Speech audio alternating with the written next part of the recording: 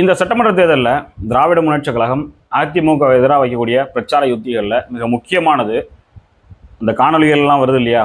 நான் மேலே கேட்டு சொல்கிறேன் அப்படின்னு அவர் சொல்கிற மாதிரி, யார் எடப்பாடியார் அவர்கள் சொல்கிற மாதிரி சோஷியல் மீடியாவில் காணொலிகளில் மட்டும் இல்லாமல் பிரச்சாரங்கள் போகக்கூடிய இடங்களையும் இதை அவங்க சொல்கிறாங்க.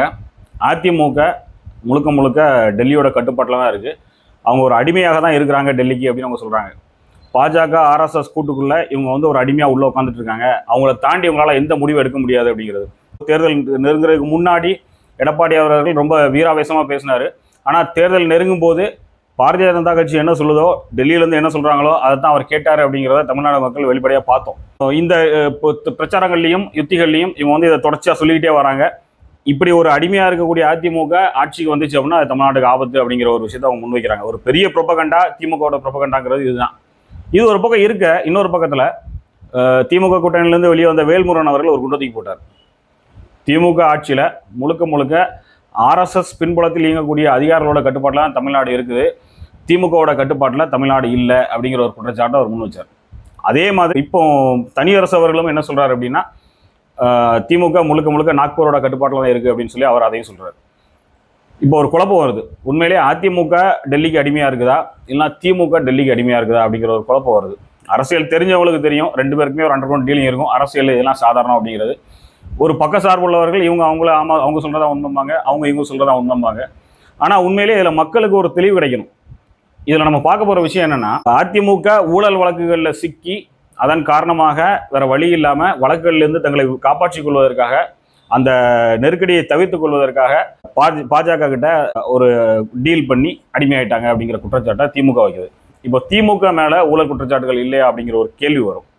நீங்கள் கூகுளில் ஏஐயில் போய் வழக்குகள் அடிப்படையில் சர்ச் பண்ணீங்க அப்படின்னாலே உங்களுக்கு தெரியும், அதிமுகவோட திமுக மேலே ஊழல் வழக்குகள் அதிகமாக இருக்குது. நிலுவையில் இருக்கக்கூடிய வழக்குகள், மத்திய அரசோட கட்டுப்பாட்டில் இருக்கக்கூடிய வழக்குகள் அதிகமாக இருக்குது. அப்படி இருந்தும் திமுக ஓரளவுக்கு வந்து தங்களுக்கும் அந்த டெல்லி லாபிக்கும் இடையிலான உறவை வெளியே காட்டாமல் மெயின்டைன் பண்ண முடியுது, அதிமுகவால் அதை மெயின்டைன் பண்ண முடியலை. ஏன் அப்படிங்கிறதான் இங்கே கேள்வியாக வந்து நிற்குது. இதை நம்ம ரொம்ப டீப்பாக போய் பார்த்தோம் அப்படின்னா, செல்வி ஜெயலலிதா அவருடைய மரணம், அந்த மரணத்துக்கு பின்பாக அதிமுக பிளவுபட்டுச்சு. வாரிசு இல்லை, அடுத்து யார் முதல்வர் அப்படிங்கிற ஒரு ஸ்ட்ராங்கான ஒரு கட்டமைப்பு அங்கே இல்லை. அவங்க இருந்த வரைக்கும் அவங்க தான் நான் தான் எல்லாம் அப்படிங்கிற மாதிரி இருந்துட்டு அடுத்த வாரிசை உருவாக்காமலே போயிட்டாங்க. தற்காலிகமாக அவங்க சிறையில் இருந்தப்போலாம் வந்து பன்னீர்செல்வம் அவர்களை முதலமைச்சராக வச்சாங்க.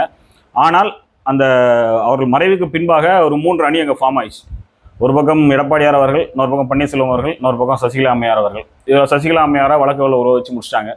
பாக்கி இருந்த அந்த 2 அணிகளில் கடுமையான போட்டிகளின் அடிப்படையில் யார் உங்களுடைய விசுவாசி அப்படிங்கிறத வந்து முழுமையாக காமிக்கிறோம் அப்படிங்கிற போட்டியில் டெல்லிக்குள்ள அந்த போட்டியில் வந்து வெற்றி பெற்று எடப்பாடியார் அவர்கள் ஆட்சியை தக்க வச்சுட்டாங்க. கிட்டத்தட்ட 2016 2021 வரைக்கும் 5 ஆண்டுகள் எடப்பாடியார் தான் ஆட்சியில் இருந்திருக்காங்க. பன்னீர்செல்வம் அவர்களையும் கொஞ்சம் காம்ப்ரமைஸ் பண்ணி அவருடைய பையனுக்கெல்லாம் வந்து எம்பி பதவியெல்லாம் கொடுத்து பாரதிய ஜனதா கட்சி கொஞ்சம் கண்ட்ரோலில் தான் வச்சுருந்தாங்க. இப்போ ஜெயலலிதா அவருடைய மரணத்திற்கு பின்பாக வாரிசு இல்லாதனால அங்கே ஏற்பட்ட அந்த பிளவுகள் இருக்குல்ல, அந்த பிளவுகள் தான் இந்த கட்சி முழுக்க முழுக்க டெல்லிக்கு அடிமையாகிறதுக்கு காரணமாச்சு. ஒன்று, இதே கலைஞர் அவர்கள் மறைவுக்கு பின்பாக திமுகவிலையும் இந்த மாதிரி ஒரு பிளவு வந்துருந்துச்சுன்னு வைங்களேன்.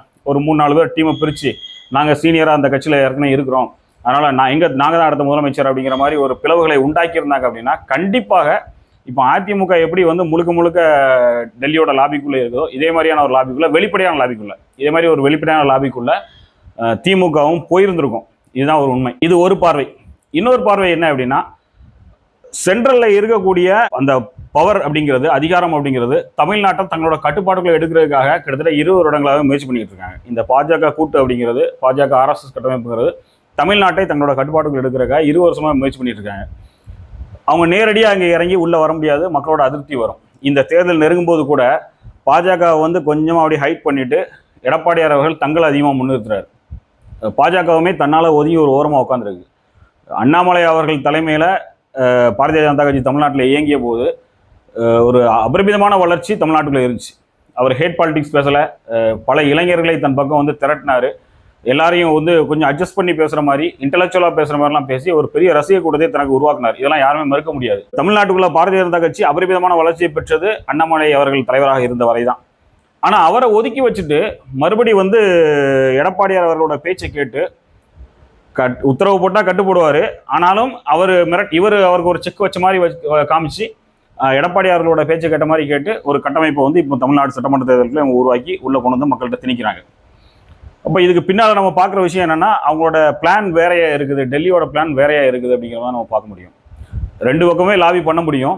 ஆனால் அவங்க நிரந்தரமாக தமிழ்நாட்டுக்குள்ள தமிழக மக்களுடைய ஆதரவை பெற்று உள்ளே இறங்குறத ரொம்ப தெளிவாக இருக்கிறாங்க. ஏற்கனவே 2016 2021 வரைக்கும் திணிக்கப்பட்ட பலவந்தங்கள் மக்கள்கிட்ட ஒரு அதிருப்தியை உருவாக்கியிருக்கு. அதே மாதிரியான ஒரு பலவந்தம் இல்லாமல் மக்களுடைய ஆதரவோடு ஒரு வரவேற்போடு தமிழ்நாட்டுக்குள்ள வரணும் அப்படிங்கிறக்கா அவங்க என்ட்ரன்ஸில் வெயிட் பண்ணிட்டு இருக்காங்க அப்படிங்கிற மாதிரி நம்ம பார்க்க முடியும். இதுக்கு அவங்க வந்து ரொம்ப சீரியஸாக ஒர்க் பண்ண ஆரம்பித்த காலகட்டம் அப்படிங்கிறது எடப்பாடியார் அவர்கள் இங்கே முதலமைச்சராக இருந்த காலகட்டம் தான். 2016 இப்போ வேல்முருகன் அவர்கள் ஒரு குற்றச்சாட்டு வச்சார் இல்லையா, திமுக ஆட்சி காலத்தில் முழுக்க முழுக்க வந்து RSS கட்டுப்பாட்டில் இருக்கக்கூடிய, RSS இன்ஃப்ளூயன்ஸில் இருக்கக்கூடிய அதிகாரோட கட்டுப்பாட்டில் தான் தமிழ்நாடு இருக்குது அப்படின்னு ஒரு குற்றச்சாட்டை வச்சார் இல்லையா. அதை நம்ம ஒரு பகுப்பாய்வு உட்படுத்தணும் அப்படின்னா, 2016 EPS அவர்கள் முதலமைச்சராக இருந்த காலகட்டத்தில் கல்வி நிறுவனங்கள் ஆரம்பித்து எல்லா துறைகள்லையும், உயர்கல்வி நிறுவனங்கள் ஆரம்பித்து எல்லா துறைகள்லையும் RSS பின்புலத்தில் இயங்கிய நபர்கள் உள்ள பணியில் அமர்த்தப்பட்டிருக்காங்க. அந்த அந்த லாபிக்குள்ளே இருக்கிறவங்க எல்லாம் அந்த லாபி ஏற்றுக்க தயாராக இருக்கிறவங்க பல பேருக்கு பணிகள் வழங்கப்பட்டிருக்கு. இது போக ஏற்கனவே பணியில் இருக்கிற பல பேர் RSS லாபிக்குள்ளே கொண்டு வரப்பட்டிருக்காங்க.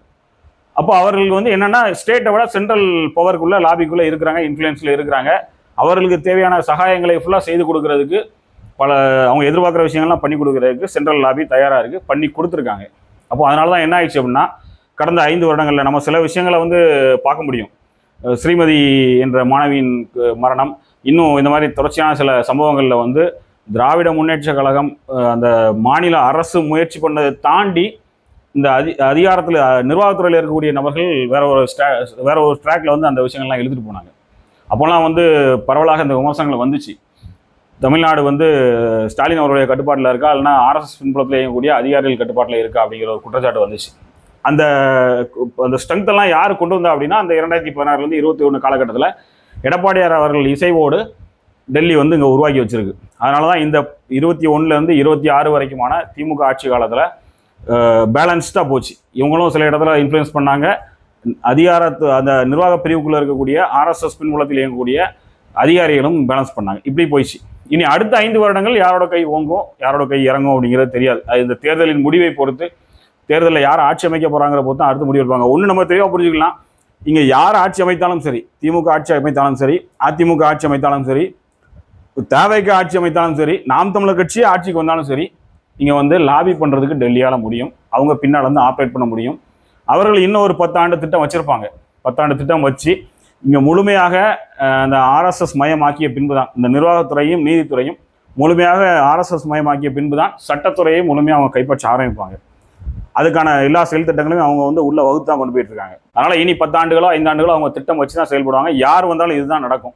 அதனால இப்போ இந்த தனியரசு அவர்கள் சொல்லியிருக்கக்கூடிய விஷயமும், வேல்முருகன் அவர்கள் சொல்லியிருக்கக்கூடிய விஷயமும் நம்ம புரிஞ்சுக்கிறதுக்காக இது.